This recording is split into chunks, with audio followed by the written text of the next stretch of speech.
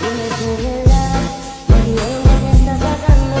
Tú no sabes cómo estoy sufriendo, pero te lo tengo que decir. Cuéntame, tu despedida para mí fue dura.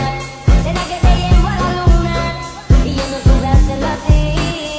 Te estaba buscando por la calle gritando, eso me está matando.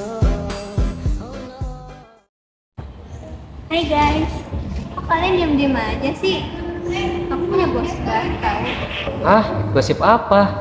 Masa nggak tahu sih? Itu loh perusahaan sepatu yang baru dibikin 3 bulan lalu. Sekarang udah bangkrut aja tahu.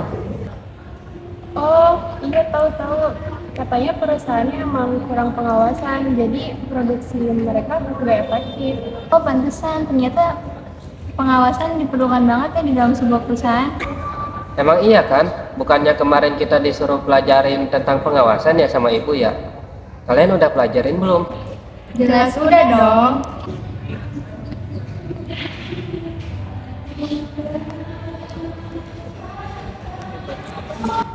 Pada ngapain di sini? Ayo masuk kelas, udah-udahnya. Udah. Oh ya udah.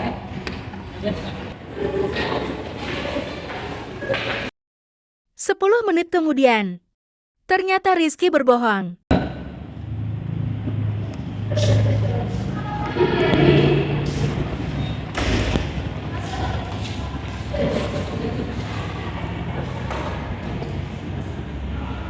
Assalamualaikum, selamat pagi semua. Waalaikumsalam. Oke, kemarin udah dipelajari apa belum? Sudah. Sofian kok pakai sendal? Iya bu, kemarin habis main bola, kakinya sakit. Oh iya, udah nggak apa-apa kalau sakit.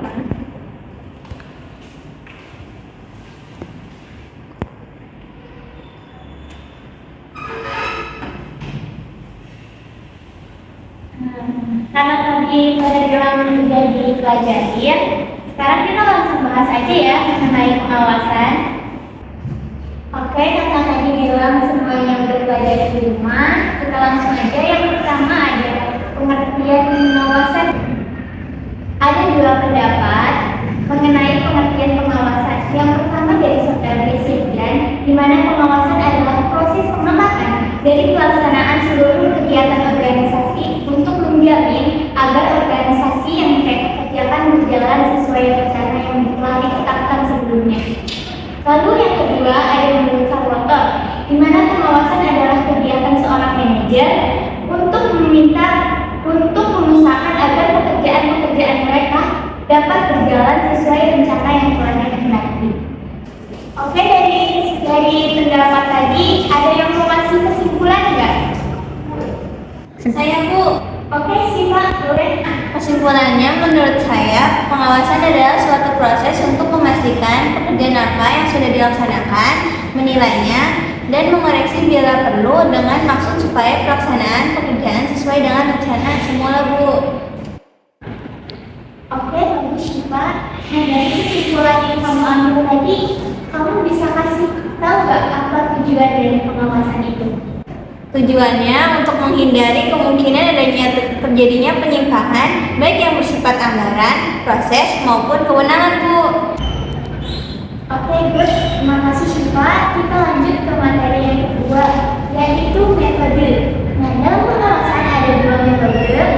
Yang pertama metode kualitatif, yaitu metode yang digunakan untuk mengawasi suatu objek secara keseluruhan, dan yang kedua ada metode kuantitatif, yaitu metode yang digunakan untuk menilai suatu objek menggunakan satuan angka. Nah, dari 2 metode yang saya sebutkan tadi, ada yang mau kasih tahu nggak apa itu teknik-teknik yang ada dalam metode kualitatif dan metode kuantitatif? Saya Bu. Yang pertama, melakukan pengamatan terhadap kegiatan objek. Lalu yang kedua, melakukan inspeksi secara teratur dan melihat secara langsung bagaimana objek melakukan tugasnya. Lalu yang ketiga, membuat laporan lisan berisi informasi kinerja objek. Jika ada kekurangan dan kelebihan, bisa ditulis sebagai bentuk feedback. Dan yang keempat ada evaluasi. Evaluasi bisa berupa diskusi antara atasan dengan bawahan ketika menyelesaikan proyek. Sedangkan pada metode kuantitatif, teknik yang dipakai berupa perhitungan anggaran, audit, analisis break-even, dan analisis rasio. Itu jawaban dari saya. Oke, terima kasih Dina. Sekarang ada nggak yang mau kasih tahu langkah-langkah sebelum melakukan pengawasan itu seperti apa? Saya Bu, langkah-langkah dalam melakukan pengawasan, yaitu yang pertama ada menetapkan standar. Standar adalah kriteria yang bisa Anda gunakan untuk mengukur hasil sebuah standar dibuat berdasarkan kemampuan kerja pada keadaan normal. Yang kedua ada pengukuran kegiatan. Dalam pengukuran kegiatan biasanya kita mengukur, yaitu yang pertama ada how often, berapa kali. Berapa kali sih pelaksanaan seharusnya ditetapkan, setiap jam, setiap hari, atau setiap bulan dan sebagainya. Yang kedua ada what from, dalam bentuk apa. Dalam bentuk apa sih pengukuran akan dilakukan? Apakah laporan tertulis, inspeksi, visual, atau melalui telepon? Yang ketiga ada who, siapa. Siapa sih yang terlibat pengukuran? Apakah itu seorang manajer, kepala bagian, dan sebagainya. Langkah-langkah dalam melakukan pengawasan yang ketiga adalah membandingkan dengan standar. Langkah ini dilakukan untuk mengetahui besarnya penyimpangan yang terjadi. Langkah ini bisa Anda gunakan sebagai alarm untuk mengetahui gejala-gejala menyimpang yang mungkin saja terjadi. Baiklah, itu jawaban menurut saya Bu. Terima kasih Bu.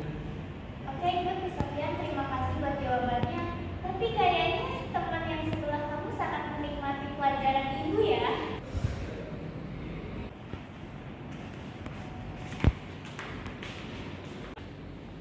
Bangun ya.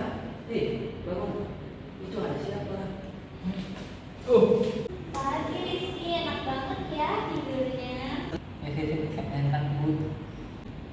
Ya udah, mending sekarang ke depan deh jelasin tujuan fungsi dari pengawasan itu kayak gimana, biar teman-temannya bisa ngerti. Kan enak habis bangun tidur masih fresh otaknya.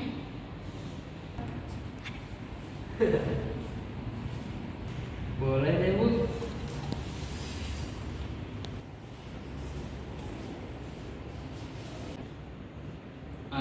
Menurut saya tujuan dari pengawasan itu ada 3.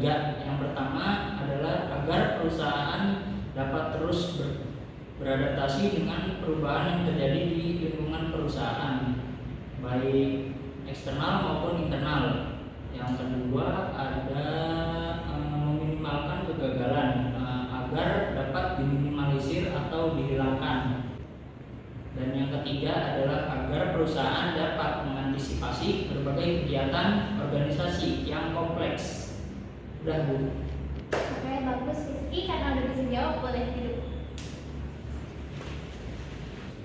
Oke, makasih semua sudah aktif dalam materi kali ini. Dari pembahasan ini kita bisa tahu bahwa dengan adanya pengawasan dalam manajemen bisa meminimalisir hambatan yang terjadi, juga bisa membantu bisnis kita berjalan lebih efisien. Ibu rasa sudah cukup waktu kita hari ini. Ibu akhiri pertemuan kita. Terima kasih untuk semuanya. Wassalamualaikum warahmatullahi wabarakatuh.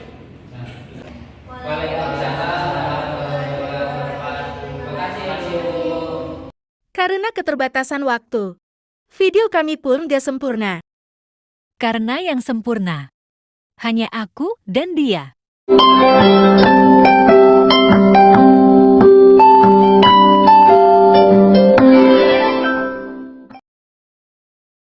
Tadi kan gue yang ngomong.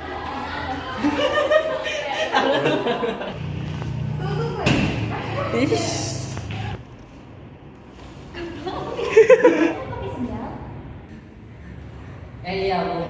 Rizky tidur. Ya udah tidur di mana ya?